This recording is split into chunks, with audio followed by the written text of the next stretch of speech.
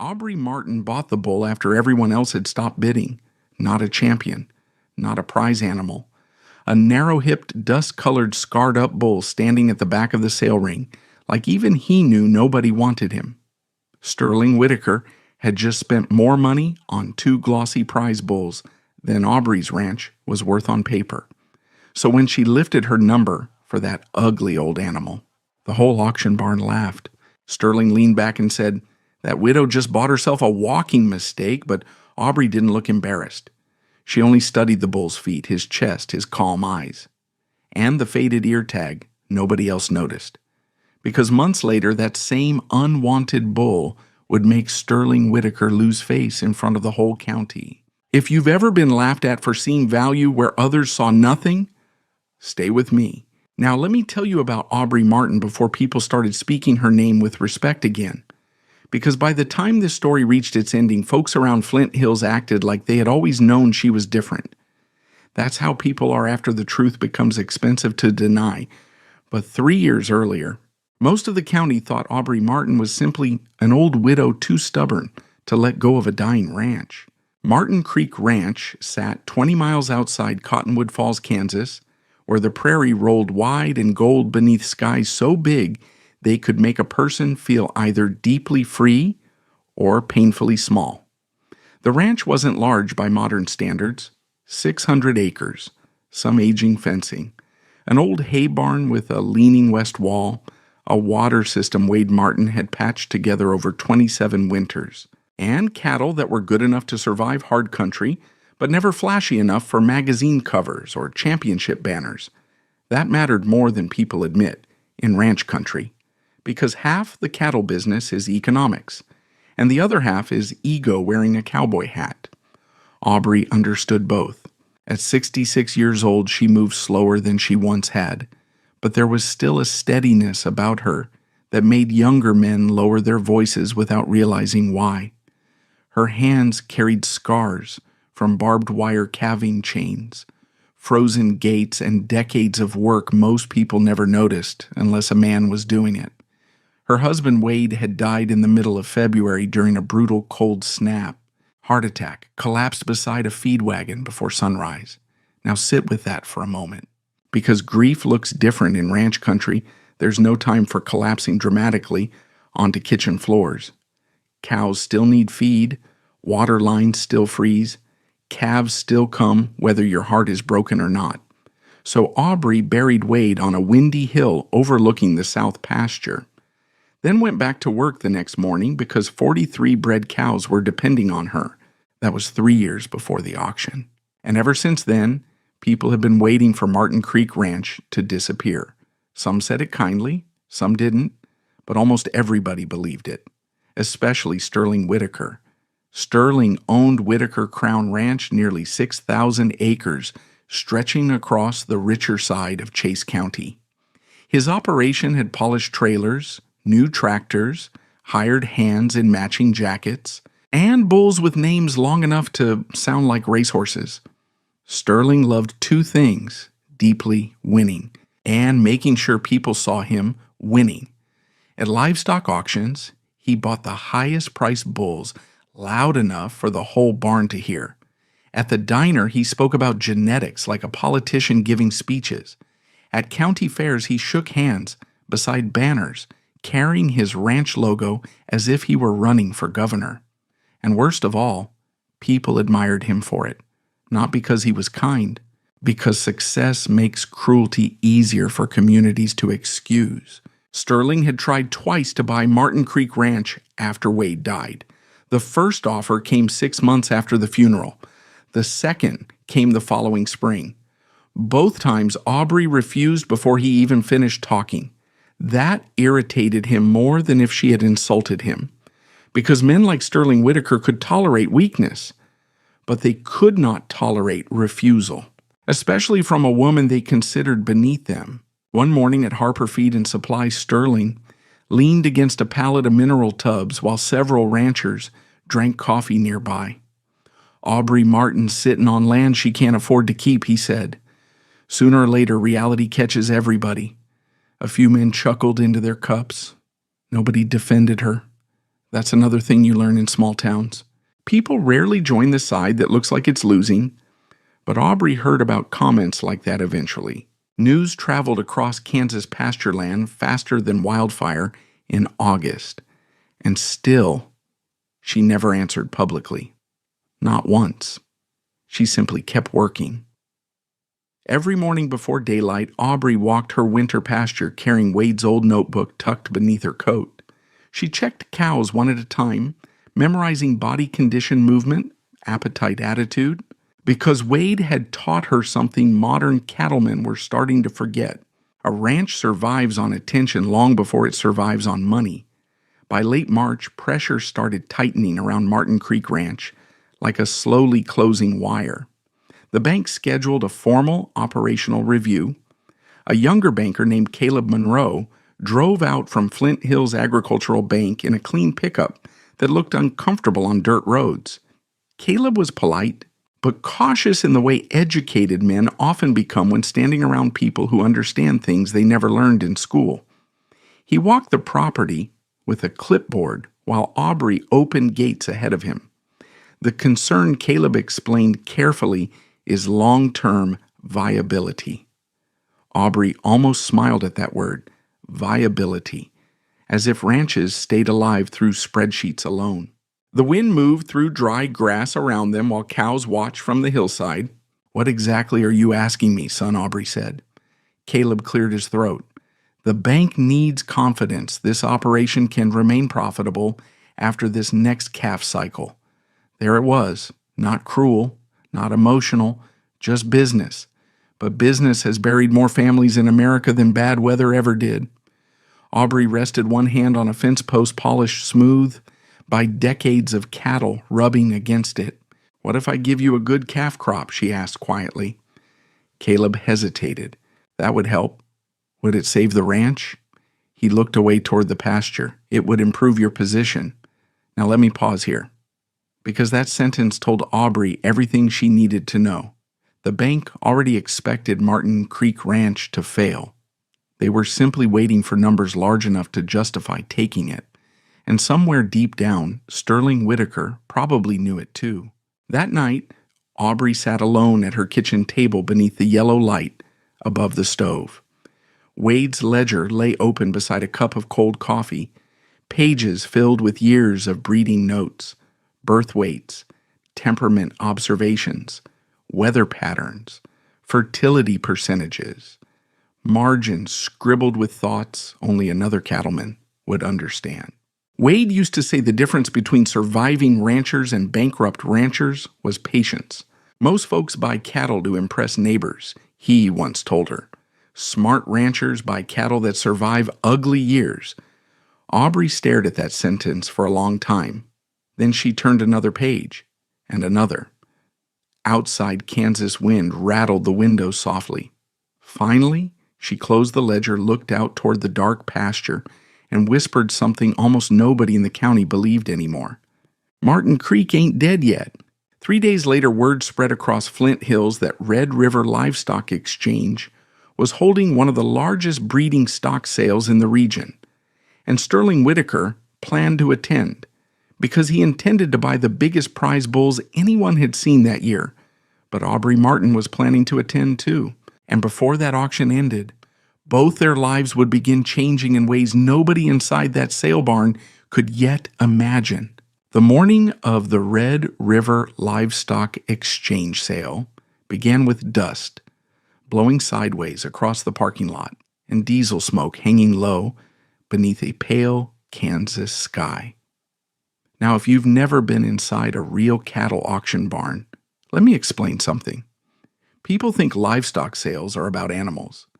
They're not entirely. They're about pride, reputation, status, and the dangerous human habit of confusing expensive things with valuable things. By 7:30 that morning, trailers already lined both sides of the gravel entrance road.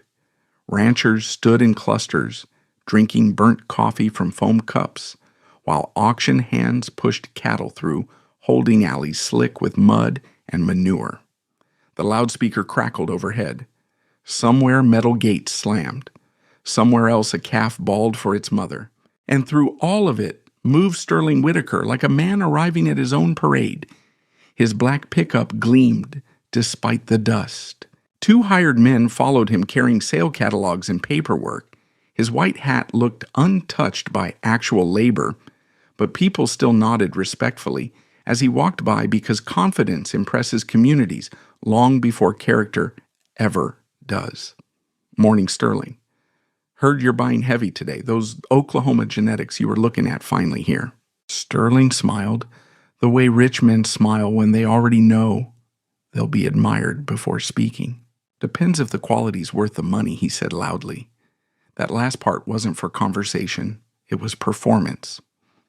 Inside the sale barn, rows of wooden seats climbed above the ring in steep sections, polished smooth by decades of denim and work boots. The air smelled like hay dust, sweat, leather, and cattle. Auctioneer Dale Haskins stood near the ring talking with buyers, and right beside him stood Caleb Monroe from the bank. Now sit with that for a moment, because Aubrey noticed it too the second she walked inside, the banker shaking hands with Sterling Whitaker before the auction even began. That told her exactly how the county expected this story to end. Aubrey entered quietly wearing Wade's old denim coat and carrying the same worn leather ledger beneath one arm. She bought the cheapest coffee in the building and took a seat high near the back, where fewer people would bother pretending to be polite. A few heads turned anyway. Some people nodded respectfully. Others whispered. A ranch widow showing up to a major breeding stock sale alone was unusual enough to attract attention. Showing up while financially struggling made it worse. A heavy-set rancher 2 rows down leaned toward his friend and muttered, "Probably here to watch real cattlemen spend money." A few quiet laughs followed. Aubrey heard them. She simply opened Wade's ledger. Because age teaches some people how to argue, and teaches others how to conserve energy. The sale began at 9 sharp. Dale Haskins worked the ring hard, voice booming through the barn, while cattle circled beneath bright lights and nervous handlers waved sorting sticks behind them. Sterling bought aggressively from the start. One Black Angus bull sold for $48,000, another for $53,000. Both carried pedigrees long enough to sound royal. Crown Royal 812, Prairie Monarch 44B. Animals bred as much for photographs as for function. Every time Sterling lifted his bidder number, the barn seemed to lean toward him. People whispered approval. Younger ranchers stared with open admiration. Dale pointed toward Sterling dramatically. "There's a cattleman who knows quality applause," broke out. Sterling tipped his hat slightly, and Aubrey kept reading Wade's notes. Now let me pause here, because Wade Martin had hated this part of the cattle industry, not success. Not good genetics, but vanity. He used to say some ranchers bought bulls the same way insecure men bought sports cars. Too much chrome, too little practicality. Aubrey remembered that while Sterling purchased another prize animal just before noon. The bull looked magnificent beneath auction lights. Massive shoulders, perfect coat, pedigree from 3 different national champions. The crowd loved him, but Aubrey watched the way the animal moved leaving the ring. Too stiff in the rear legs, too much frame, too heavy for rough country pasture. Wade would have dismissed him in under 30 seconds, but the barn saw glamour. And glamour sells easier than wisdom almost every time. By early afternoon, the biggest lots were gone. Buyers began leaving. Energy inside the building shifted downward as the premium animals disappeared and lesser stock rotated through the ring faster and cheaper. That's when the ugly bull arrived. Lot 87. The handlers pushed him reluctantly into the ring while people barely looked up from their phones or coffee cups. The animal was narrow through the hips, scarred along one flank and dusty brown beneath patches of dull winter coat. One ear carried an old faded tag hanging sideways. He wasn't aggressive, wasn't flashy, didn't even carry himself proudly. He simply walked slow circles beneath the lights like an exhausted fighter entering the final round too tired to care about the audience anymore. Dale Haskins glanced at his paperwork with obvious impatience. All right, folks, here we got a mature bull from the old Rafter S dispersal line. No excitement in his voice, no salesmanship. That alone told the room everything. Nobody expected value here. A man near the front laughed. That thing belongs in a hamburger wrapper. More laughter followed. Dale tried anyway. Let's start at 2,500. Silence. The bull kept circling. 2,000 nothing. 1,000 still nothing. Aubrey leaned forward slowly, and that's when she noticed the ear tag. Lot 87, Gideon Line. Her fingers tightened around Wade's ledger. Now, if you're still with me, pay attention here. Because this was the moment the entire story changed. Aubrey flipped pages carefully until she found an old handwritten note from nearly 12 years earlier. Gideon bloodline. Moderate frame. Excellent feet. Low birth weight. Strong fertility. Heat tolerant. High calf survival. Ignored by show breeders. Reliable in hard country. Wade had underlined that final sentence twice. Reliable in hard country. Aubrey looked back toward the ring. The bull's shoulders were clean, chest deep, feet solid despite rough appearance. Calm eyes, calm movement, no wasted energy, not pretty, but practical. And practical cattle survive when pretty cattle become expensive problems. Dale sighed into the microphone. Anybody want to save this old boy from the packer? More laughter. Sterling Whitaker leaned back comfortably 3 rows below Aubrey, enjoying the show now that serious buying was over. Then Aubrey lifted her bidder card. The barn paused. Dale blinked. Well now, thank you ma'am, we got 1,000. People turned fully around to stare at her. Sterling laughed openly. You serious, Aubrey? She ignored him. Dale searched for another bid. Nothing. Sterling shook his head dramatically for everyone nearby to see. That widow just bought herself a walking mistake. Several ranchers chuckled. One man whispered loudly, "Guess losing money," finally scrambled her brain. But Aubrey kept studying the bull, not emotionally, carefully. Like a carpenter checking lumber grain nobody else notices. Dale raised the gavel. 1,000 going once. The bull stood quietly in the center of the ring while chaos swirled around him. Going twice. Aubrey never looked at the crowd. Sold. The gavel cracked sharply. And just like that, the most laughed-at purchase of the entire auction belonged to Aubrey Martin. Sterling turned halfway in his seat.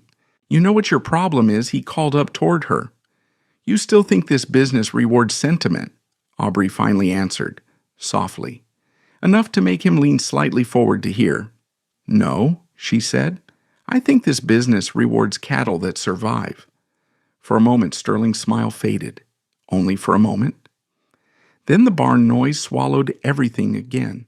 Outside near the loading pens, Aubrey watched handlers move the bull toward her old trailer. Up close, the animal looked even rougher. Scar tissue along the flank. Dust packed deep around the hooves. Hip bones showing slightly beneath hide. But the eyes remained calm. Steady. Eli Turner appeared beside her holding 2 coffees. I gotta ask, he said carefully. What exactly did you see in him? Aubrey rested one weathered hand against the trailer gate. Then she looked toward the bull standing quietly inside. Everybody else saw an old body, she said. And Eli asked.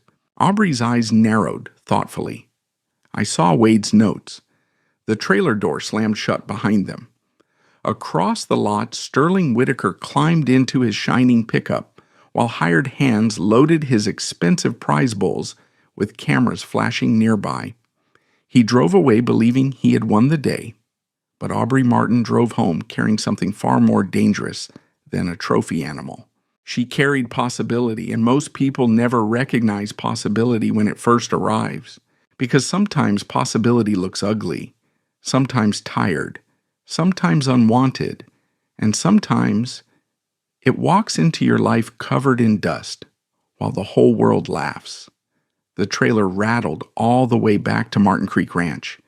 Not because the roads were rough, though they were. Not because the suspension was bad, though it certainly wasn't helping. The sound came from old metal, carrying old weight across old Kansas ground. The kind of sound you only hear when machinery has survived longer than people expected it to. Aubrey drove with both hands steady on the wheel, while late afternoon sun stretched long shadows across the prairie. Behind her, the bull stood quietly inside the trailer. No kicking, no slamming gates, no wild panic. Just silence. Now let me pause here, because experienced cattlemen notice silence. A nervous bull tears equipment apart. A dangerous bull fights walls. A stupid bull exhausts itself, proving strength nobody asked about. But calm animals conserve energy. And animals that conserve energy usually survive hard country better than flashy ones. Eli Turner followed behind in his rusted Ford pickup, still trying to understand what he had just witnessed back at the sale barn. By the time they reached Martin Creek Ranch, dusk had turned the Flint Hills copper and blue beneath the wind. The ranch itself looked tired. Not ruined, but tired. Fence posts leaned slightly where winters had pushed them too long. Paint peeled from the hay barn Wade built 28 years earlier. One section of corrugated roofing rattled softly every time Kansas wind swept down from the north. And still, there was dignity in the place. That matters more than people think. Some properties feel abandoned long before they actually fail. Martin Creek Ranch didn't. It felt fought for. Aubrey climbed from the truck slowly and opened the trailer gate. The bull stepped down cautiously onto Kansas dirt. Eli watched carefully, expecting trouble. Instead, the animal simply stopped and looked across the pasture. Not fearful, not aggressive, just attentive. "You gonna name him?" Eli asked. Aubrey rested her hands against the gate for a moment. "Gideon," she said. Eli nodded slowly. From the ledger, from Wade. The wind moved strands of gray hair loose around Aubrey's face, while the bull walked calmly toward the fence line. "Now, if you're still with me, remember this moment." Because almost everybody in Chase County believed Aubrey had just made the dumbest purchase of the year. But Wade Martin had spent 40 years studying cattle the way some men study scripture, and Aubrey trusted Wade's notes more than she trusted the opinions of loud men inside auction barns. The next morning began before sunrise. That's another thing grief teaches ranchers. Sleep becomes optional. Aubrey stood at the kitchen counter mixing mineral supplements while coffee brewed beside her. Wade's ledger lay open beneath the yellow overhead light. Pages marked with handwritten observations dating back decades. Feet hold profit longer than shoulders. Never trust pretty cattle during drought years. Watch the mothers before you trust the calves. Those weren't just ranch notes anymore. They were inheritance.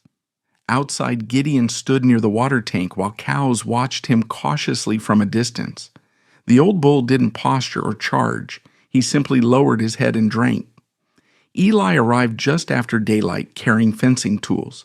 "You really think he's worth all this?" he asked while helping Aubrey repair a weak corner post. Aubrey pulled staples from rotten wood carefully. "Worth ain't always loud, Eli. That thing looked half dead yesterday." She gave him a sideways glance. So did Wade after the blizzard of '96. Eli chuckled quietly. But Aubrey didn't, because she remembered that winter vividly. 3 neighboring ranches lost cattle during that storm. Martin Creek lost none. Not because Wade owned prettier animals, because he owned tougher ones. Over the next several weeks, Aubrey built Gideon back slowly, not aggressively. That's important. Amateur cattlemen try fixing animals fast. Experienced ones understand stress destroys more livestock than patience ever will. She rotated him through better pasture carefully, adjusted mineral intake, treated old scars, trimmed hooves, monitored movement every morning and evening. And, all the while, people kept laughing. At Harper Feed and Supply, Sterling Whitaker became increasingly theatrical about the story. Heard Aubrey bought herself a museum piece, he joked one morning, while ranchers gathered near the coffee machine. A few men laughed. Sterling enjoyed that too much. Maybe next week she'll start breeding horses with tractors. More laughter. Nobody noticed Caleb Monroe standing nearby listening quietly. Now Caleb wasn't cruel, but he had the weakness many educated men carry into rural America. He trusted appearances too easily. Whitaker Crown Ranch looked successful. Martin Creek looked worn down. So naturally, he assumed one operation understood business better than the other. That assumption would cost him embarrassment later, but not yet. 3 weeks after the sale, Caleb drove out to Martin Creek for another review. Dust rolled behind his pickup while Aubrey met him near the loading pens. "You settling in your new purchase?" he asked politely. Aubrey nodded toward Gideon grazing nearby. "He's settling." Caleb studied the bull. Even healthier Gideon still looked unimpressive compared to modern sale catalog cattle. Moderate frame, scarred hide, no dramatic muscle shape, nothing flashy. Caleb tried hiding his doubt. Not very successfully. Aubrey noticed anyway. "You ever spend much time around commercial cattle, Caleb?" she asked. "A little." "That ain't what I asked." He hesitated. "No, ma'am." Aubrey looked back toward Gideon.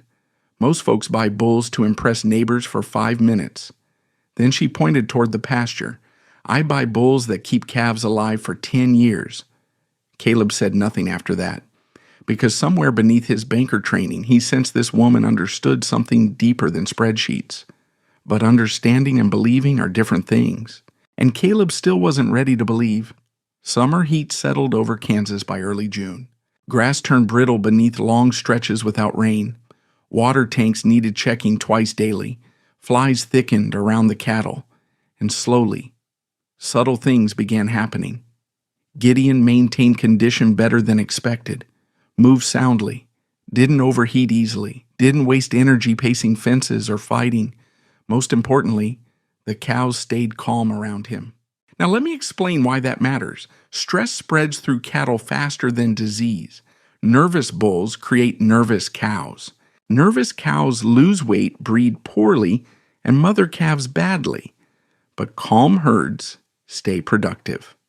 Wade understood that long before universities started publishing research papers about it. One evening, Eli leaned against the fence beside Aubrey, watching Gideon move through the cows quietly. "He don't act like Sterling's bulls," Eli admitted. Aubrey smiled faintly.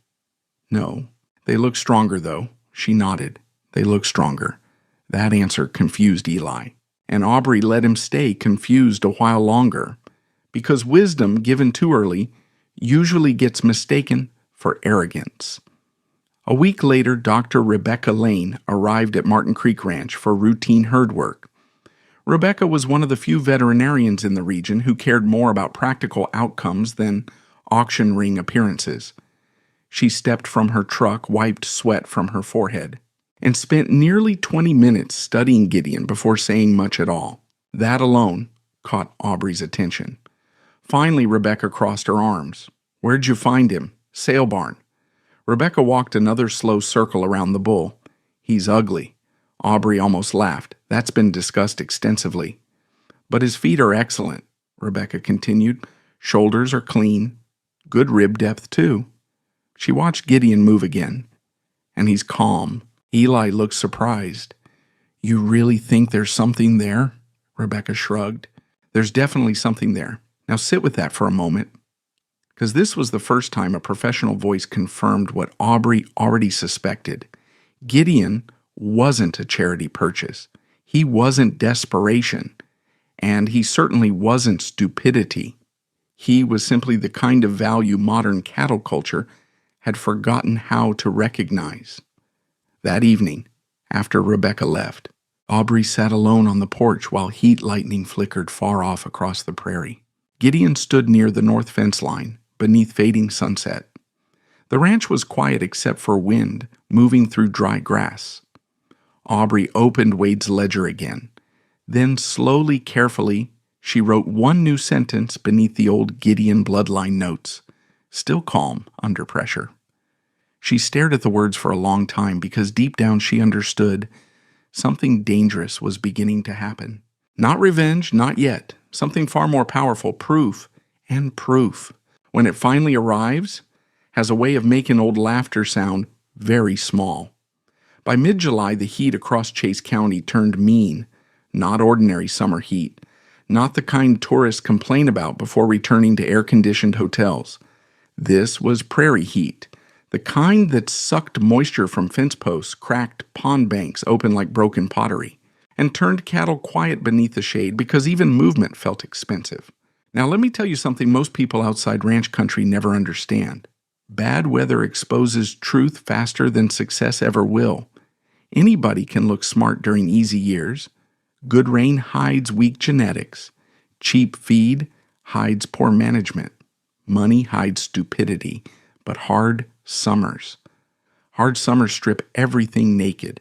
And that year, Kansas was beginning to undress a lot of people. At Whitaker Crown Ranch, Sterling treated breeding season like a political campaign. He hosted a summer genetics showcase under giant white tents near the sale barn on his property. Catered barbecue arrived from Wichita. Folding chairs lined the demonstration pens. Feed salesmen, bankers, local ranchers, and even agricultural reporters showed up because Sterling loved attention almost as much as he loved winning. Huge banners carried photographs of Crown Royal 812 and Prairie Monarch 44B beneath dramatic lighting. Elite performance genetics, superior growth, champion bloodlines. Sterling walked guests through the pens like a museum curator displaying priceless art. Look at the shoulder expression, he told a group of younger ranchers. That's what real performance cattle look like. People nodded, because expensive things create their own gravity, and because many men are terrified of appearing less knowledgeable than wealthy men. But beneath all the polished presentation, problems had already started. Crown Royal 812 had begun losing condition despite expensive feed. Prairie Monarch 4B, grew increasingly aggressive in the breeding pasture, pacing fence lines and fighting gates hard enough to crack wooden posts. One hired hand ended up with a bruised shoulder after getting pinned near a loading alley. Sterling dismissed it publicly. High-performance cattle require strong handling. That sounded impressive, until you realize calm cattle rarely injure people. Meanwhile, at Martin Creek Ranch, Aubrey's operation looked almost embarrassingly simple by comparison. No banners, no visitors, no catered lunches. Just work, real work, the kind nobody applauds because nobody films it. Every morning before sunrise, Aubrey checked water tanks while Eli repaired weak fencing near the south pasture.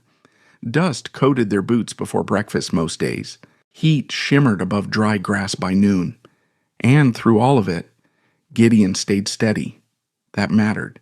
The old bull moved quietly through the cows without wasting energy.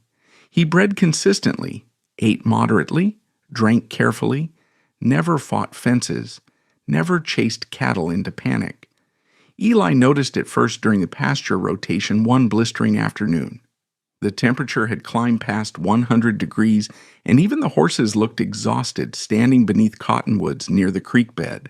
Sterling's hired crews could be heard from half a mile away shouting while trying to move Whitaker cattle through a gate system. But Gideon, he walked through Aubrey's herd calmly enough that cows followed without pressure. Eli leaned on the fence afterward, wiping sweat from his forehead. "That bull don't burn himself up," he muttered. Aubrey poured mineral into a feeder slowly. "No, that normal for smart cattle. Now sit with that for a moment." Because modern agriculture sometimes rewards appearance so aggressively that people forget efficiency matters more than spectacle. A bull that eats like a machine but falls apart under stress eventually costs more than he earns. Aubrey understood that. Wade had understood it too. Sterling Whitaker did not, at least not yet. One evening, Dr. Rebecca Lane returned to Martin Creek Ranch for follow-up breeding evaluations. She parked beside the old barn while thunderheads gathered low on the western horizon. Rebecca carried a clipboard, but spent most of her time simply observing cattle behavior. That's another thing experienced veterinarians learn. Animals tell the truth long before paperwork does. She watched Gideon move among the cows for nearly 15 minutes before speaking. "He's settling them early," she said finally. Aubrey nodded once. That's what Wade hoped. Rebecca glanced toward her. You trust those old notes that much. Aubrey looked across the pasture thoughtfully. I trusted my husband when he was alive. Then she added quietly, Don't see much reason to stop now. Rebecca smiled faintly at that. Later, while checking records at the kitchen table, Rebecca noticed something unusual. Pregnancy timing looked extremely consistent. Cow condition remained stable despite heat stress. Conception windows were tightening instead of spreading wider. That was rare during difficult summers, especially on smaller operations with limited resources. Rebecca tapped her pen against the ledger. You know what Sterling's bulls are doing right now, Aubrey kept writing. Probably costing him money. Rebecca laughed, probably. Then her expression shifted serious again. Those giant frame bulls of his may throw some dangerous birth weights come calving season. Now, if you're still with me, remember that sentence, because the story was beginning to move beneath the surface now, quietly, the way real disasters usually do, not with explosions, with small warnings ignored by proud people. At Harper Feed and Supply, Sterling continued performing confidence publicly. Heard Aubrey's miracle bull still alive, one rancher joked near the coffee station. Sterling smirked. Alive ain't the same thing as profitable. Several men chuckled. Then Sterling lowered his voice slightly. Truth is, small operations like hers don't survive modern cattle markets anymore. Sentiment doesn't pay feed bills. That line spread quickly across town. People repeated it because it sounded smart. But smart-sounding ideas and true ideas are not always the same thing. A week later, Caleb Monroe visited Whitaker Crown Ranch for a lender review. Sterling drove him around expensive facilities in a spotless side-by-side, while hired crews moved cattle in the background like stage actors. Everything looked impressive. But during one pasture inspection, Crown Royal 812 suddenly slammed another bull against the fence hard enough to bend pipe panels. Caleb flinched. Sterling laughed awkwardly. Strong genetics. But Caleb noticed something else too. The expensive bull's ribs were beginning to show, despite premium feed. His breathing looked heavier than expected, and several cows appeared more stressed than the calmer herd behavior Caleb remembered at Martin Creek. That bothered him more than he admitted. On the drive back to town, he caught himself thinking about Aubrey's words. I buy bulls that keep calves alive for 10 years. By August, drought conditions tightened harder across Kansas. Hay prices rose. Pastures weakened. Ranchers started calculating winter feed costs with quiet anxiety. That's when Gideon separated himself completely. The bull maintained body condition better than almost any animal Aubrey had owned in years. Not because he was extraordinary to look at, because he was built correctly for hardship. Moderate size, efficient movement, calm disposition, strong feet, everything flashy cattle culture ignored. One evening, Eli stood beside Aubrey, watching Gideon move through dry pasture beneath orange sunset light. You know what's funny, he said. Aubrey kept her eyes on the herd. What if Sterling owned that bull? Everybody in this county would call him a genius. Now let me pause here, because Eli had finally learned something important about human beings. People judge value differently depending on who's holding it. The exact same animal beneath a rich man's banner becomes visionary genetics. Beneath an old widow's fence line, it becomes a joke. Aubrey looked toward Gideon quietly, then toward the fading horizon beyond Martin Creek Ranch. Truth don't care who notices it first, she said softly. That night, heat lightning flashed across distant clouds while dry wind rattled the barn roof. Inside the kitchen, Aubrey opened Wade's ledger again and added new notes beside Gideon's bloodline entry. Excellent summer condition retention, calm herd movement, efficient breeder. Then she stopped writing for a moment, because somewhere deep inside herself, for the first time since Wade died, hope was beginning to feel less dangerous. And out on the dark pasture beyond the house, the ugly old bull nobody wanted kept standing watch over the herd, like he belonged there all along. By early September, the prairie had turned the color of old straw. Kansas hadn't seen meaningful rain in weeks. Ponds shrank low along the edges. Fence posts leaned over cracked dirt. Dust followed every passing truck like smoke trailing behind bad decisions. And underneath all that dryness, numbers were beginning to tell stories people could no longer laugh away. Now let me tell you something about ranch country. Real cattlemen eventually stop arguing with data. They may delay it. They may insult it. They may call it luck. But calves' conception rates feed conversion, and survival percentages have a cruel habit of exposing truth. And truth was slowly beginning to move toward Aubrey Martin like sunrise across open land. Dr. Rebecca Lane arrived at Martin Creek Ranch just after dawn for pregnancy checks. The cows moved quietly through the alleyways while Eli worked gates beside Aubrey. Metal clanged softly. Breath drifted from cattle into cool morning air. Rebecca worked methodically, one cow after another, pregnant, pregnant, pregnant, pregnant. Eli started noticing the pattern before Aubrey allowed herself to. The percentage was unusually strong, especially after such a brutal summer. Rebecca paused finally and removed one glove. "How many open cows did you have last year?" she asked. 7, Aubrey answered. Rebecca glanced back at her clipboard. "You're at 2 this year." Eli blinked. "You serious?" Rebecca nodded once. "Very. Now sit with that for a moment." Because this wasn't hope anymore. Hope is emotional. This was evidence. The cows bred early, held condition, stayed calm, and Gideon had covered the herd without destroying himself physically in the process. That mattered more than flashy sail ring muscle ever would. Aubrey didn't celebrate, didn't smile much either. She simply opened Wade's ledger later that evening and carefully recorded the numbers beneath Gideon's entry.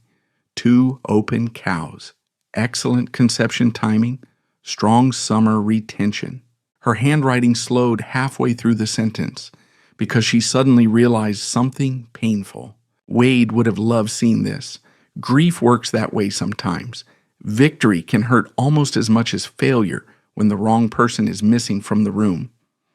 Outside, the windmill creaked slowly above the pasture while sunset stretched gold across dry hills. Eli sat on the porch rail nearby drinking coffee. "You know Sterling's going to lose his mind if these numbers hold," he said. Aubrey closed the ledger softly. That ain't my concern, but deep down, part of her knew it was. Not revenge, not petty satisfaction, something deeper.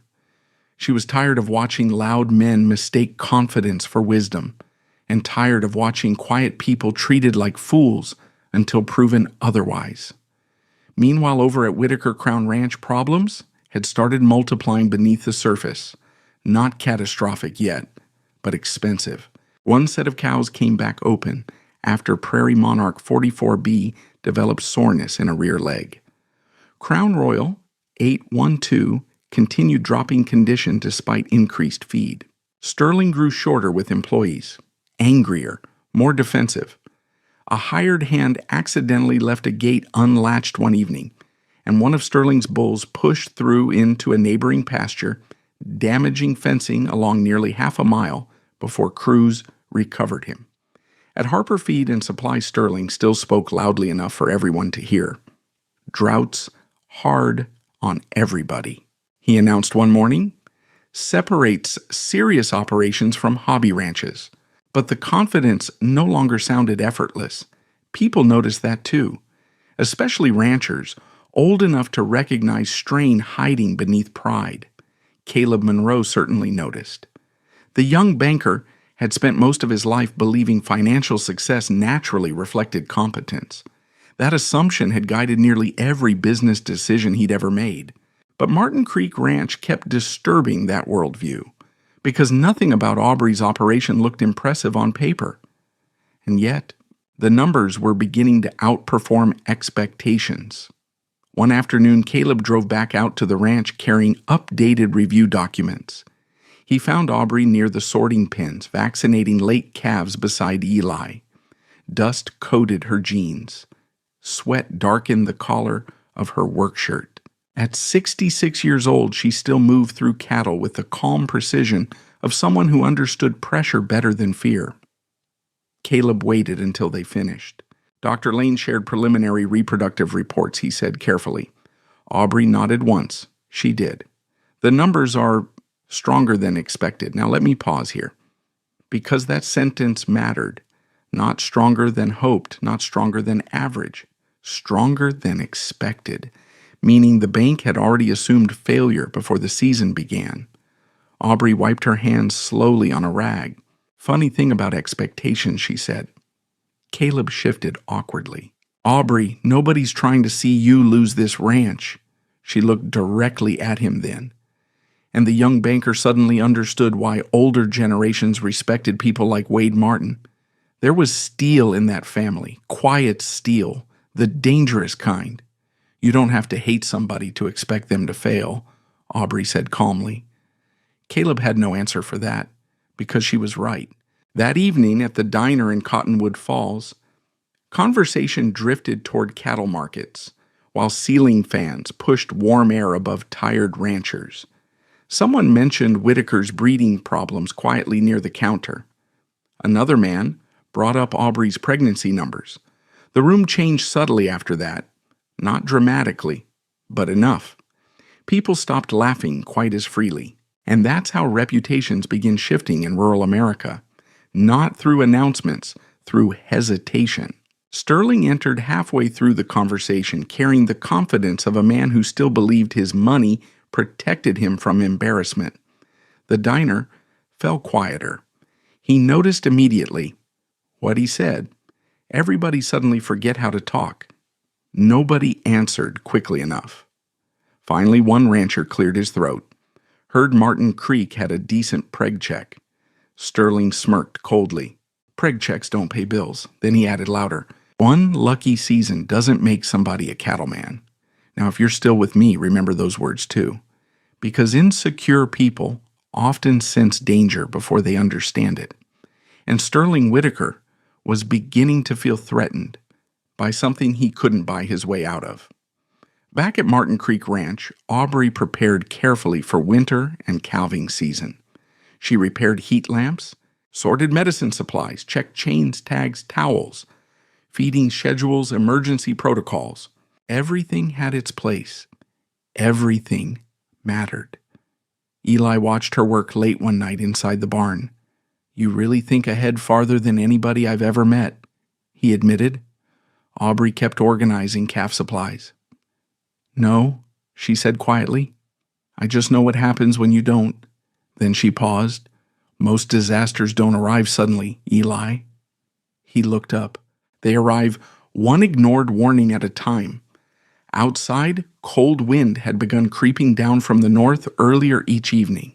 Winter was coming. And winter does not care about reputation. It does not care about money. It does not care who owned the most expensive bulls in spring. Winter only asks one question. What was actually built to survive? Late that night, Aubrey stepped outside alone. The stars above Kansas stretched endless and sharp across black sky. Gideon stood near the fence line beneath moonlight, broad and still against the pasture. Not handsome, not impressive, but steady. Aubrey rested her arms against the fence and watched him quietly. Then she remembered something Wade once said during a drought year, almost 20 years earlier. Pretty cattle impress crowds, he'd told her, but useful cattle save ranches. For the first time since the sale barn auction, Aubrey finally allowed herself to believe Martin Creek Ranch might truly survive this fight. And somewhere far across Chase County, Sterling Whitaker was still sleeping peacefully beneath the dangerous assumption that appearances mattered more than outcomes. But calving season was coming, and calving season has a brutal way of revealing who was wise and who was merely loud. The storm arrived 3 weeks before spring officially began. Not a gentle snow. Not the kind children celebrate from warm living rooms. This one came down hard and sideways across the Flint Hills with sharp wind-freezing rain, and the kind of cold that crawls through barn walls no matter how much straw you stack against them. And unfortunately, It arrived the same week Aubrey Martin's first cows began calving. Now, let me tell you something about calving season in ranch country. It's one of the few times nature reminds human beings how fragile life actually is. A calf can be alive 1 minute and gone 20 minutes later because weather moved faster than people did. That's why experienced cattlemen never brag before calving season ends, because spring has embarrassed a lot of arrogant men. At Martin Creek Ranch, Aubrey was awake before midnight listening to sleet hammer against the roof. The old farmhouse creaked beneath north wind while the porch light flickered weakly through blowing snow. Then the phone rang. Eli Turner. "She's starting," he said breathlessly. "Red tag cow. South barn." Aubrey was already pulling on boots before he finished the sentence. Outside, cold air hit like broken glass.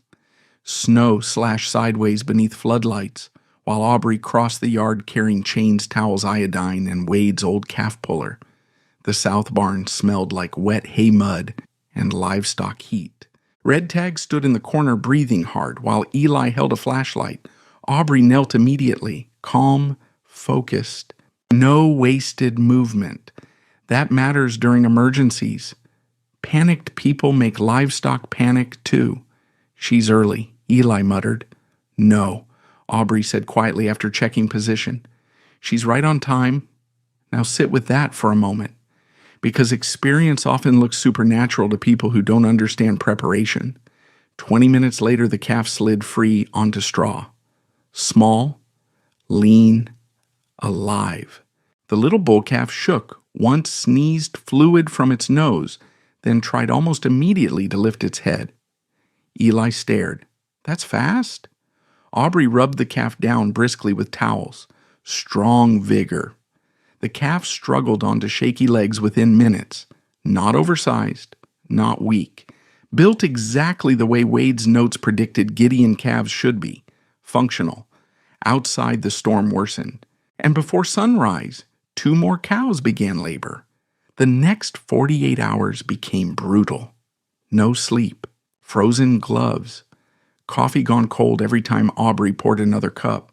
Wind pushing snow beneath barn doors faster than Eli could shovel it away. But something remarkable kept happening. The Gideon calves arrived clean, small enough to calve easily, strong enough to stand quickly, hungry almost immediately. Now, if you're still with me, understand how important that is. A weak calf during cold weather becomes a medical emergency. A strong calf becomes survival. At Whitaker Crown Ranch, things were unfolding very differently. Sterling's prized genetics had produced massive calves with heavy shoulders and large frames impressive on sale catalogs, dangerous inside laboring cows. Dr. Rebecca Lane's phone started ringing before dawn on the second day of the storm. Emergency pull, another difficult birth, a dead calf. Possible C-section. She drove through sleet between ranches, while hired hands at Whitaker Crown fought exhausted cows beneath floodlights.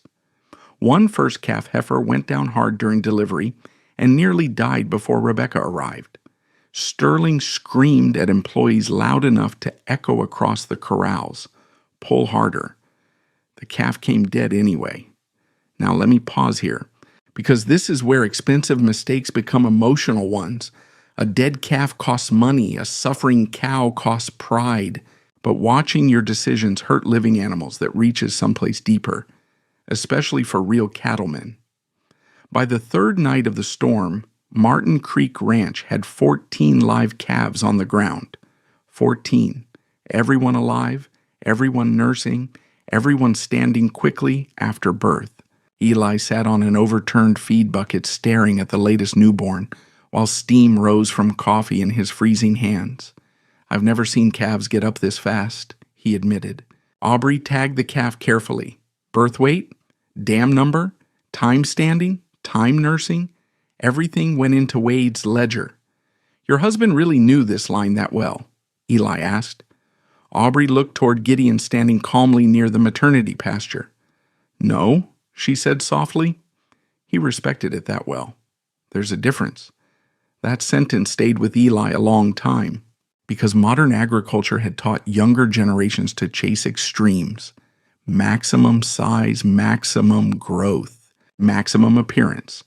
But Wade Martin had spent decades selecting for survivability instead, and survivability suddenly looked very wise beneath freezing Kansas rain.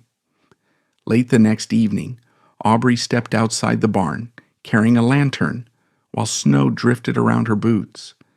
The ranch lay silent beneath white darkness except for distant cattle sounds and the creak of frozen fencing. One newborn calf stumbled uncertainly beside its mother beneath the shelter line. Aubrey walked over slowly and rested her hand along the calf's back. Warm, strong, alive. And suddenly grief hit her so hard she had to steady herself against the fence. Because Wade should have been standing there. He should have seen this. Should have seen the proof unfolding exactly the way his old notes predicted. For a long moment, Aubrey simply stood there crying quietly into the storm while the calf leaned against its mother nearby. Not dramatic crying, not movie crying. The exhausted kind older people do when nobody's watching. Then she whispered something into the wind. "You were right, Wade. Now sit with that for a moment. Because sometimes love survives through knowledge. Sometimes the dead continue speaking through things they taught the living to notice. And somewhere beneath all that cold Kansas darkness, Wade Martin's understanding of cattle was still protecting the ranch he loved. By the end of the storm week, Martin Creek Ranch had lost 0 cows, 0 calves. Dr. Rebecca Lane reviewed Aubrey's records personally before leaving one afternoon. "These are exceptional numbers," she admitted. Aubrey shrugged tiredly. "Still early." Rebecca nodded slowly, but not luck. That word mattered, not luck. Data, structure, function, preparation. Everything Sterling Whitaker had dismissed as old-fashioned widow thinking. Meanwhile, Whitaker Crown Ranch kept struggling. Several calves survived only after difficult assisted births. Veterinary costs climbed. One prized heifer developed complications after labor, and worst of all, for Sterling, people started talking quietly, not publicly yet, but quietly. That's how reputations begin breaking apart in rural communities. Not with explosions, with whispers, at Harper Feed and Supply. Ranchers drinking coffee began asking questions. "How's Martin Creek doing through this storm? Heard Aubrey ain't lost one yet. Those Gideon calves really that easy born. Nobody laugh much anymore." And Sterling noticed. One morning he walked into the feed store, and conversation shifted too quickly when people saw him. His jaw tightened instantly. Something funny nobody answered, because men fear powerful people right up until the moment those powerful people begin looking vulnerable. That afternoon, Caleb Monroe drove out to Martin Creek again, partly for business, partly because curiosity had finally overcome skepticism. He arrived just as Aubrey and Eli moved fresh pairs into a protected pasture beneath pale winter sunlight. Caleb stood there silently watching healthy calves bounce awkwardly through snow. Strong legs, bright eyes, no signs of stress, no weak lungs, no dragging exhaustion, just life. Aubrey walked toward him slowly. "Well?" she asked. Caleb removed his gloves carefully. "I think he admitted I may have underestimated you." Aubrey looked out across the pasture where Gideon stood broad and calm among the cows. Then she answered with the kind of quiet honesty only older people usually learn. "No," she said. "You underestimated cattle that actually fit the country they live in." The wind moved softly across the Flint hills around them. And for the first time since Wade died, Martin Creek Ranch no longer looked like a place waiting to disappear. It looked like a place surviving, which in ranch country is a much more respectable thing. But the biggest test still hadn't arrived yet, because come fall, those calves would enter the sale ring, and then the entire county would finally see what Aubrey Martin had seen the very first day. Everyone laughed. By late summer, the calves at Martin Creek Ranch had started drawing attention from people who usually kept their opinions to themselves. And let me tell you something about ranch country. Quiet men noticing your cattle is worth more than loud men praising them, because loud men often admire appearances. Quiet cattlemen admire results. The Gideon calves were not oversized, not dramatic, not show ring pretty. But every time somebody walked through Aubrey's pasture, they stopped longer than expected. Uniform calves, strong feet, deep rib shape, calm disposition. And most importantly, they moved like cattle built for work instead of photographs. One August evening, Eli leaned against the loading chute, watching a group of weaned calves drift through dust beneath orange sunset light. "They all look alike," he said. Aubrey nodded while recording weights in Wade's ledger. "That's the goal. I thought people wanted standout calves." She closed the ledger carefully. Commercial cattlemen want predictable cattle. Now sit with that for a moment, because that sentence explained the difference between real ranching and performance ranching. Real ranchers survive by reducing problems. Vanity ranchers survive by increasing attention. Aubrey Martin understood the first kind. Sterling Whitaker had built his life around the second. Preparations for the Flint Hills Fall Replacement Sale began in early September, and suddenly the entire county started paying attention again, because sale season changes human behavior. Hope returns. Egos wake up.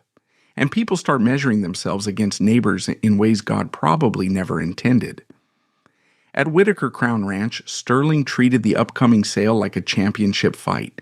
Huge printed banners arrived from Wichita, featuring glossy photographs of his operation beneath giant silver lettering Whitaker Crown, genetics building the future of performance cattle. He hired a professional fitter to prepare calves. Extra grain rations boosted appearance. Employees spent hours brushing coats, trimming tails, and polishing every visible detail. Sterling even paid for promotional ads in the regional livestock circular. Meanwhile, at Martin Creek Ranch, Aubrey repaired trailer lights with electrical tape and an old screwdriver. Now let me pause here, because appearances still mattered, just not to Aubrey. She selected calves the same way Wade always had, not by glamour, by function. Each evening she walked slowly through the pasture, carrying her notebook, while Eli followed behind, learning what she noticed. "See that heifer Aubrey?" asked one afternoon. Eli nodded. "Looks smaller than some of the others. She'll outlast half the big ones." "How can you tell?" Aubrey pointed carefully. "Feet first.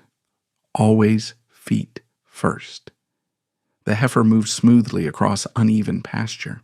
No stiffness, no wasted motion. Then Aubrey pointed again. "Look at her ribs. Depth matters more than height." Eli studied her quietly. "And disposition?" Aubrey smiled faintly. "Now you're learning." The heifer stopped calmly beside another calf without nervous pacing or aggression. "Quiet cattle gain weight cheaper," Aubrey explained. "People forget stress burns feed." Wade's philosophy lived inside every lesson she taught. Not because Aubrey worshipped the past blindly, because the past had already survived enough hard years to prove itself useful. A week later, Dr. Rebecca Lane visited Martin Creek again to review calf performance records. The numbers impressed her more each time she came. Low birth weights, strong weaning ratios, minimal health issues, uniform development, especially considering the drought and brutal spring storm.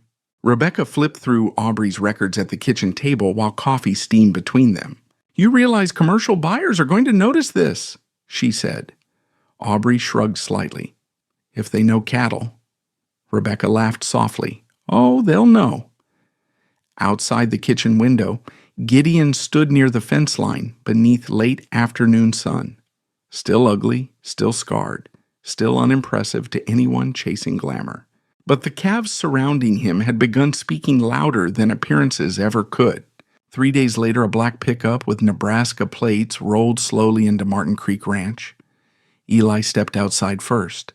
The driver introduced himself simply, Grant Ellison. "Now, if you're still with me, pay attention here." Because men like Grant Ellison rarely waste time visiting small operations personally, Grant owned a respected commercial cattle program outside Broken Bow, Nebraska. Unlike Sterling, he didn't advertise heavily or chase public attention. He bought cattle based on data, quietly, ruthlessly, and somebody had told him about Martin Creek, most likely Rebecca Lane. Grant spent nearly 2 hours walking Aubrey's pasture without saying much at all. That unsettled Eli at first, but Aubrey understood immediately. Real cattle buyers study more than they speak. Grant watched calves move, watched how cows reacted, watched how the herd handled pressure naturally. Finally, he stopped beside one red heifer. "How old?" he asked. 6 months. Grant nodded slowly. "Good feet." Then another pause. Strong maternal look, too.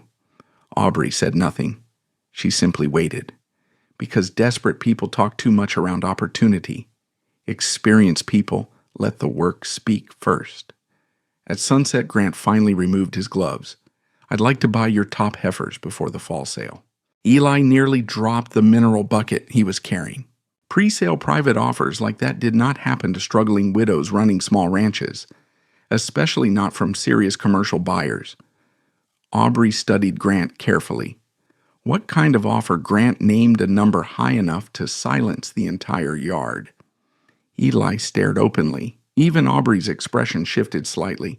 Now let me pause here, because this was the first moment Martin Creek Ranch truly had a way out financially. That money could stabilize winter feed, ease bank pressure, repair equipment, protect the ranch. Any practical person would have accepted immediately. But Aubrey looked past Grant toward the pasture where Gideon calves moved calmly through evening light. Then she shook her head.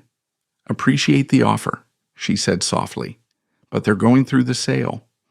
Grant narrowed his eyes slightly. Most folks would take guaranteed money. Aubrey nodded once. Most folks ain't trying to prove something. Grant understood immediately. That's another thing experienced cattlemen recognize: pride. Not vanity pride, the quieter kind, the kind tied to dignity. He extended his hand. "I'll be bidding then." After he left, Eli finally exploded. "You turned that down?" Aubrey continued, closing gates calmly. "I did." Why? She looked toward him. "Because people still think Gideon was a mistake." Eli frowned. "So?" Aubrey's voice remained steady. "Truth matters more when it's public." Now sit with that for a moment. Because Aubrey Martin was not chasing revenge, she was chasing correction. There's a difference. Revenge humiliates people. Correction forces them to face reality. And reality was coming for Chase County. At Whitaker Crown Ranch, Sterling heard about Grant Ellison's visit within 48 hours. News traveled fast once money became involved. Sterling reacted exactly the way insecure, powerful men usually do, with anger disguised as confidence. At Harper Feed and Supply, he laughed loudly enough for half the store to hear. One Nebraska buyer walks through her pasture, and suddenly everybody thinks she's reinvented cattle. A few men chuckled weakly, but not many. The laughter sounded thinner now, less certain. Sterling noticed. That bothered him more than the rumors themselves. A week before the sale, Aubrey prepared the trailer personally, checked tires, greased hinges, tested lights twice. She packed Wade's ledger carefully into her coat afterward. Eli watched her quietly from the barn doorway. "You nervous?" he asked. Aubrey didn't answer immediately. Then finally terrified. Eli blinked. "Really?" She nodded. "Courage ain't the absence of fear, Eli." Then she shut the trailer gate firmly. It's doing the work while fear watches. That night she walked alone through the pasture beneath stars scattered across the Kansas sky. The calves slept near their mothers. Gideon stood near the ridgeline, broad and silent against moonlight. Aubrey stopped beside him, then rested one weathered hand gently against the old bull's shoulder. "You better be what Wade thought you were," she whispered. The bull simply breathed slowly into cold night air, and somewhere far beyond Martin Creek Ranch, inside the glowing offices of Whitaker Crown, Sterling Whitaker was still absolutely convinced money presentation and reputation would protect him once auction day arrived. But auction rings do not care about pride forever. Eventually, They care about results. The parking lot at Red River Livestock Exchange filled before sunrise, not because cattle prices were unusually high, not because weather conditions were perfect. People came because stories had started spreading across Chase County, and human beings love watching stories reach Judgment Day, especially when pride is involved. By 6:30 in the morning, trailers lined both sides of the gravel road leading into the auction barn. Diesel smoke drifted through cold autumn air while ranchers gathered beneath yellow floodlights, holding coffee cups between weathered hands. Everybody knew Sterling Whitaker planned to dominate the sale, but now everybody also knew Aubrey Martin was bringing Gideon calves. Now let me tell you something important. Communities rarely apologize directly when they realize they misjudge someone. Instead, they become intensely curious. That's exactly what was happening inside the sale barn that morning. Aubrey arrived before daylight driving the same old truck and rattling trailer she'd always owned. No banners, no matching jackets, no hired crew polishing calves beneath spotlights. Just Aubrey, Eli, and Wade's ledger tucked beneath her coat. As they unloaded calves into holding pens, several ranchers stopped pretending not to stare. One older cattleman leaned against the fence, quietly watching the calves move. "Those the Gideon calves." Eli nodded carefully. The man whistled softly. "Uniform little suckers." That single sentence meant more than applause ever could. Across the yard, Whitaker Crown Ranch looked like a traveling corporate exhibit. Sterling's crew unloaded calves beneath giant banners carrying his ranch logo. Hired fitters brushed coats beneath portable lights. Expensive trailers gleamed beneath the sunrise. Everything looked perfect. Sterling himself stood near the main entrance, shaking hands and smiling broadly, but there was strain around his eyes now. The kind, proud men develop once they realize admiration is no longer automatic. When he spotted Aubrey walking across the yard, he tipped his hat dramatically. "Mornin', Aubrey." She nodded once. "Sterling." His smile widened slightly. "Heard your miracle calves survived the summer." Eli stiffened beside her, but Aubrey remained calm. "They did." Sterling laughed lightly for nearby ranchers to hear. "Well, today we'll find out what survival's actually worth." Now sit with that for a moment. Because insecure people often try to win conversations before reality arrives, Aubrey simply walked past him, and somehow that silence unsettled Sterling more than any insult could have. Inside the sale barn, energy buzzed through the crowd like static electricity. Auctioneer Dale Haskins worked warm-up lots quickly, while buyers studied catalogs and whispered across rows of wooden seats polished smooth by decades of ranchers shifting nervously during bidding. Grant Ellison sat near the front, quiet, watching. Caleb Monroe sat 3 rows behind him, holding a program in one hand and tension in the other. Even Dr. Rebecca Lane attended. Not officially, just quietly, because she wanted to see whether data would finally defeat reputation in public. Sterling's calves entered the ring first, and initially, they looked impressive. Tall, heavy-framed, shiny-coated. The crowd murmured approvingly while Dale praised Whitaker Crown genetics through the microphone. "Powerful set of calves here, folks." Sterling smiled confidently from the front row. But experienced buyers weren't studying advertisements anymore. They were studying movement, disposition, feet, structure, and slowly, small problems started revealing themselves. One calf moved stiffly through the rear legs. Another carried too much frame for efficient pasture conversion. A third became nervous beneath pressure and nearly spun sideways inside the ring. Nothing catastrophic, but enough for commercial buyers to hesitate. Enough for bidding energy to cool faster than Sterling expected. The first lot sold below projected estimates, then the second, then the third. Sterling's smile tightened slightly each time the gavel fell. Now let me pause here, because this is how reputations begin cracking publicly, not through dramatic collapse, through tiny disappointments multiplying in front of witnesses. Dale worked harder trying to push prices upward. Come on, folks, these are elite genetics. But elite genetics only matter if buyers believe they improve profit. And many commercial cattlemen were beginning to see expensive maintenance instead of efficiency. By the fourth Whitaker lot, the room felt different, still respectful, but uncertain. Sterling sensed it too. That's when Martin Creek Ranch entered the ring. The room shifted immediately, not loudly, but noticeably. People sat straighter. Conversation stopped halfway through sentences. Aubrey remained near the back rows, quietly holding Wade's ledger against her lap. The first Gideon calf stepped calmly into the ring beneath auction lights. Deep-ribbed, moderate framed, smooth-moving, no panic, no wasted energy. Then the second calf entered, then the third, uniform, all of them. Now, if you're still with me, understand something crucial here. Uniformity is gold in commercial cattle. Predictable calves reduce risk, reduce feed variation, reduce management problems, and serious cattlemen knew it immediately. Grant Ellison leaned forward slightly. Another buyer from Oklahoma lowered his catalog and stared harder. A ranch family from Nebraska began whispering among themselves. Dale glanced down at the paperwork, then back at the calves. Something in his expression changed. He remembered laughing when Aubrey bought Gideon, and now he was staring at the evidence that she had understood cattle better than almost everybody inside this building.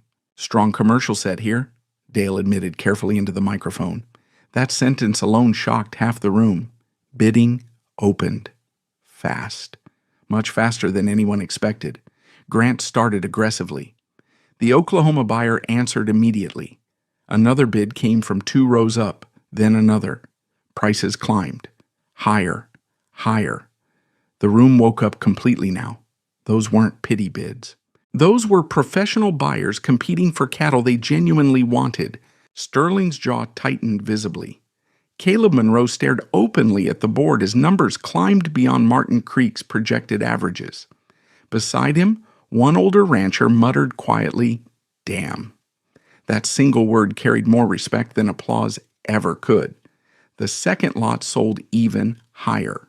Then the third exploded into a full bidding war between Grant Ellison and a Kansas commercial operator running cattle across 3 counties.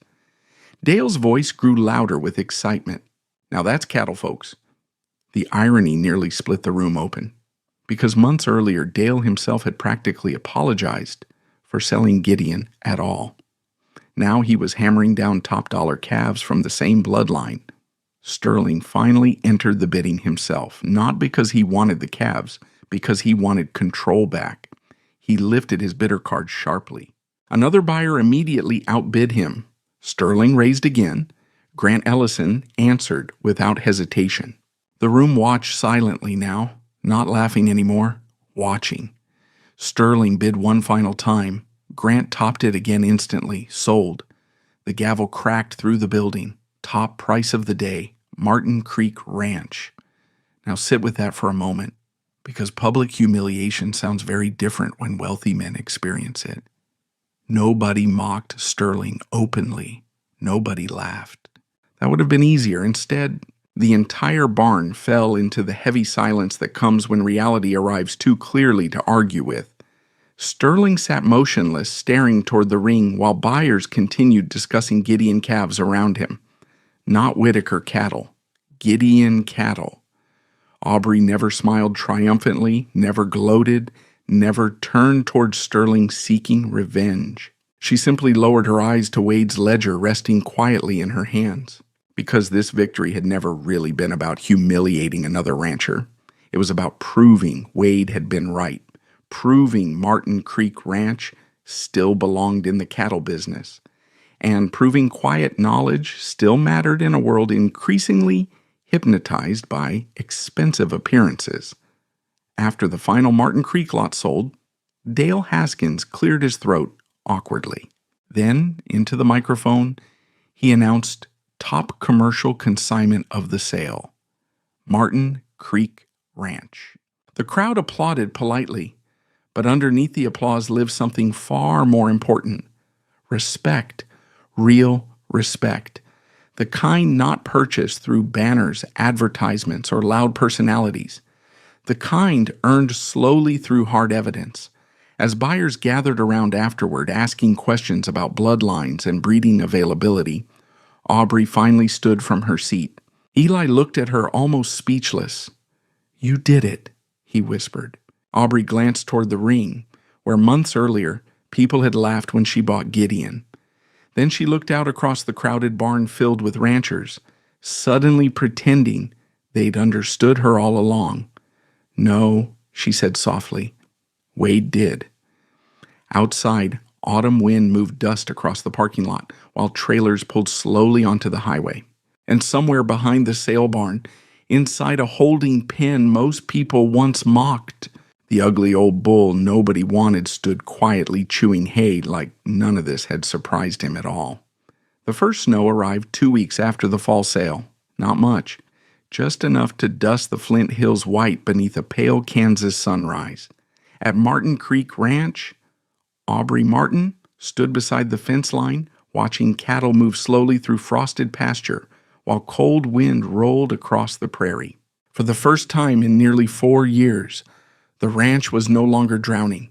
Now let me pause here, because survival changes a person differently than success does. Success excites people. Survival humbles them.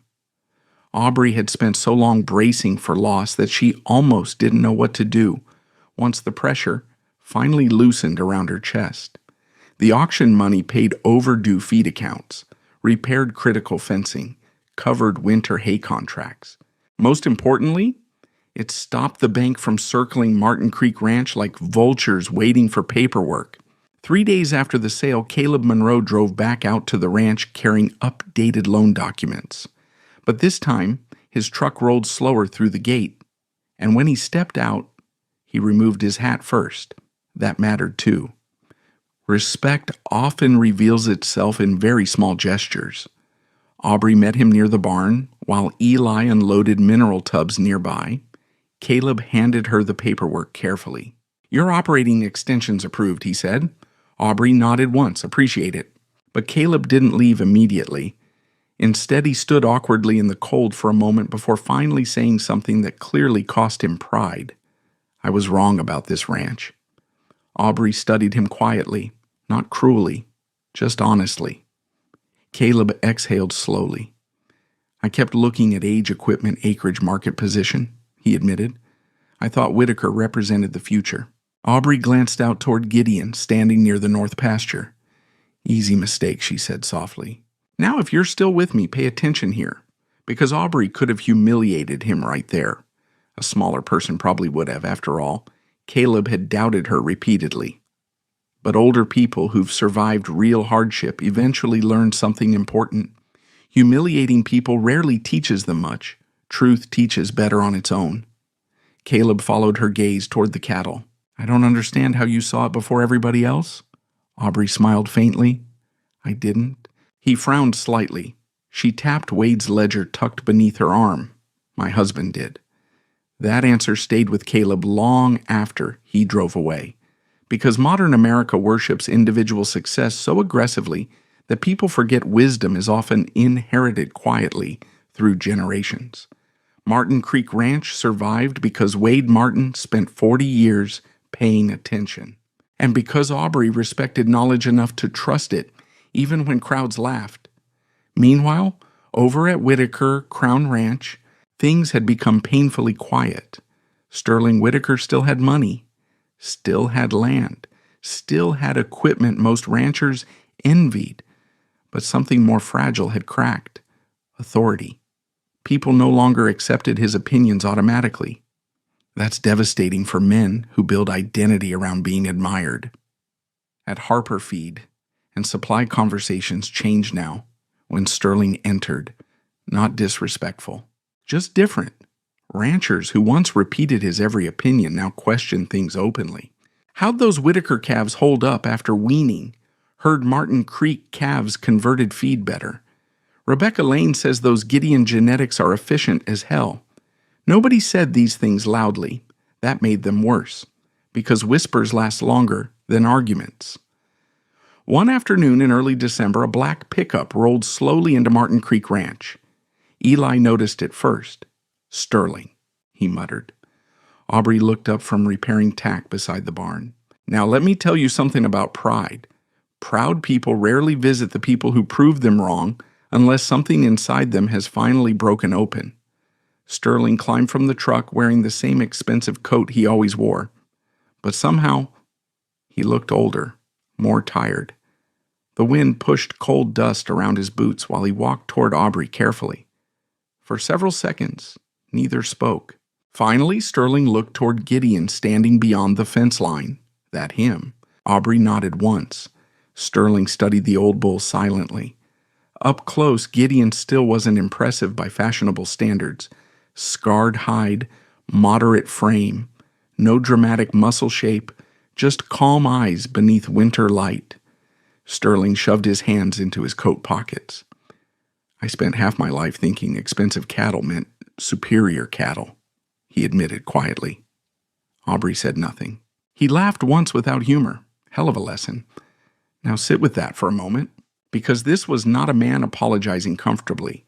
This was a man confronting the collapse of his own self-image, and that hurts worse than financial loss. Sterling looked toward Aubrey finally. "I underestimated you." The prairie wind moved softly between them. Aubrey could have answered 100 different ways, could have reminded him about the laughter, the insults, the humiliation inside the sale barn. Instead, she simply said, "No." Sterling frowned slightly. "You underestimated cattle that fit the country they live in?" Silence settled after that. Cold winter silence stretching across open land. Then Sterling shook his head slowly. "Wade would have enjoyed proving me wrong." Aubrey looked out across the pasture. "Yes," she said. "He would have." Sterling left a few minutes later without another word, and somehow that quiet departure felt heavier than any dramatic confrontation ever could have. Winter deepened across Kansas, but Martin Creek Ranch no longer felt fragile. Buyers started calling regularly, asking about future Gideon calves. Grant Ellison returned twice that season discussing long-term breeding partnerships. Dr. Rebecca Lane began referencing Martin Creek records during regional cattle seminars. Not flashy presentations, practical ones. Low birth weight, strong vigor, excellent maternal consistency, efficient feed conversion, commercial profitability, the exact traits Wade Martin spent decades valuing, while trend-chasing ranchers laughed at old-fashioned cattle. One February afternoon, Aubrey hosted a small gathering at the ranch for younger cattlemen wanting to study Gideon calves and breeding records. Nothing formal, just coffee in the barn, fold-out chairs, questions. Eli watched quietly while Aubrey explained feed structure, disposition, fertility timing, and drought efficiency to ranchers half her age. Nobody interrupted her. Nobody laughed. Nobody treated her like a widow trying to play cattleman anymore. Because proof had changed the room. Now let me pause here. Because respect earned slowly lasts differently than respect handed out cheaply. People finally listened to Aubrey Martin not because she demanded authority, but because reality forced them to. Late that evening, after everyone left, Aubrey walked alone into the old hay barn carrying Wade's ledger beneath one arm. Snow tapped softly against the roof. The barn smelled like cedar boards, leather dust, and cattle feed. Near Wade's old workbench hung a nail beside the window. Aubrey reached into her coat pocket slowly, then removed Gideon's faded ear tag, Lot 87. The tag nobody else noticed the day the entire sale barn laughed. She hung it carefully beside Wade's ledger, then stepped back quietly. Now, if you're still with me, look closely at what actually happened here. Aubrey Martin did not defeat Sterling Whitaker because she was louder, not because she was luckier, not because life suddenly became fair. She won because she respected truth longer than other people respected appearances. That's a much rarer thing. Outside, Snow drifted softly across Martin Creek Ranch while cattle settled beneath winter sky. And somewhere out beyond the pasture fence, Gideon moved slowly through the herd like he had always belonged there. The unwanted bull, the laughed-at bull, the bull nobody believed in, until the results became impossible to ignore. And years later, across Kansas, Nebraska, and Oklahoma, ranchers would still be raising descendants from that same bloodline, not because the cattle looked impressive in photographs, but because they survived hard country, just like Aubrey Martin did. Some people spend their whole lives chasing applause, bigger trucks, bigger houses, louder reputations, flashier victories. But the older you get, the more you realize something uncomfortable. The world often laughs at wisdom before it respects it. Aubrey Martin was never the loudest rancher in Kansas. She never had the biggest operation, the newest equipment, or the richest bloodlines.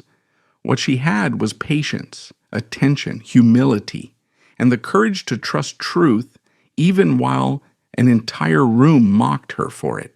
That's what saved Martin Creek Ranch, not ego, not image, not pride dressed up as expertise. Just quiet understanding earned through years of listening carefully to land weather animals and experience. And maybe that's the deeper lesson hiding inside this story. Sometimes the people being laughed at are simply seeing farther ahead than everyone else. If this story meant something to you, if you've ever been underestimated, dismissed, or made to feel small because you believed in something others couldn't yet see, leave a comment below. And if you believe quiet perseverance still matters in this world, subscribe to the channel, because there are still stories worth telling about people who refused to quit long before anyone believed they could win.